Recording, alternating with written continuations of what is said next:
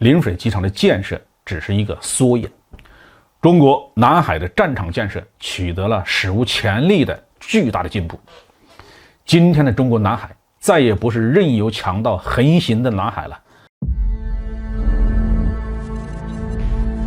各位网友大家好，欢迎来到暴民说。这期话题我们说的是开源情报组织说中国海军在扩建南海重点空军基地。作为美国印太战略重要的一环，美国海军呢在中国南海的战略存在一直是美国近些年来持续投入的重点。美国海军几乎每个月都要在南海或者是周边水域进行自由航行行动，或者是进行军事演习，很多时候还拉着盟友的军舰一起行动。他的企图就是要否认我国对南海岛屿的主权。在若干年前，由于我军海空军的实力比较弱，我国对南海水域的控制一度是比较松的，被周边几个国家非法占领了一些岛屿。但是在我国完成了南沙群岛的填海造岛项目之后，我国在南海维权的被动局面就被彻底的翻转。可以说，南沙群岛的美济岛、永暑岛和朱碧岛就是我们的定海神针、战略要塞。当然了，我军在海南岛的战场建设也没有停歇，因为这里是我海空军前往南海执行任务的大本营。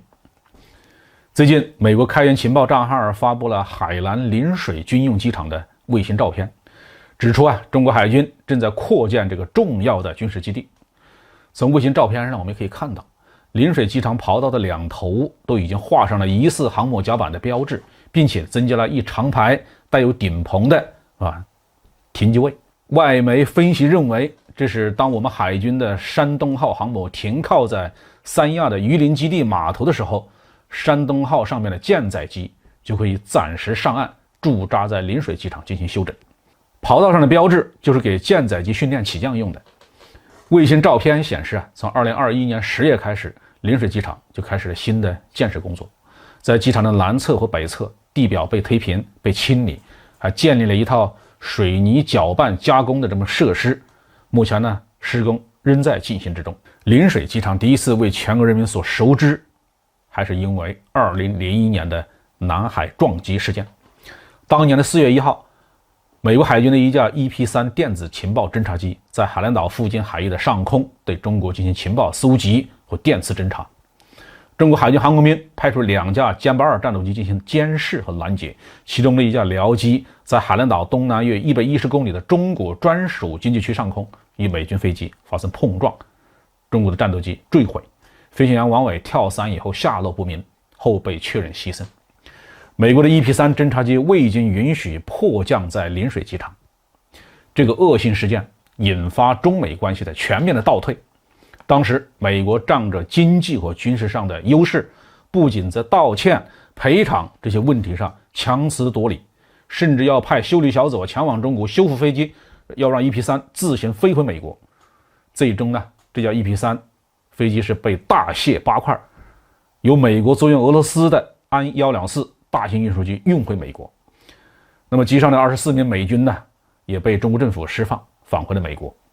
这一起事件呢，是继1996年美军派2个航母打击大队到台海威胁中国，1999年轰炸中国驻南联盟大使馆之后，又一起让解放军全军上下咬牙切齿、怒火冲冠的重大刺激事件。21年一晃而过，可以告慰王伟烈士的是，临水机场的建设只是一个缩影。中国南海的战场建设取得了史无前例的巨大的进步。今天的中国南海再也不是任由强盗横行的南海了，只要有必要，解放军可以对300万平方公里的南海全域实行海空管控。南海空中和海上的一切都逃不过我们的眼睛，只需要一声令下，就可以将蓄意闯我领海领空的敌人舰机送入海底。任何域外或者是域内的国家再也休想抓扣中国渔民，侵占中国岛礁，掠夺中国资源了。好，这期话题就说到这里。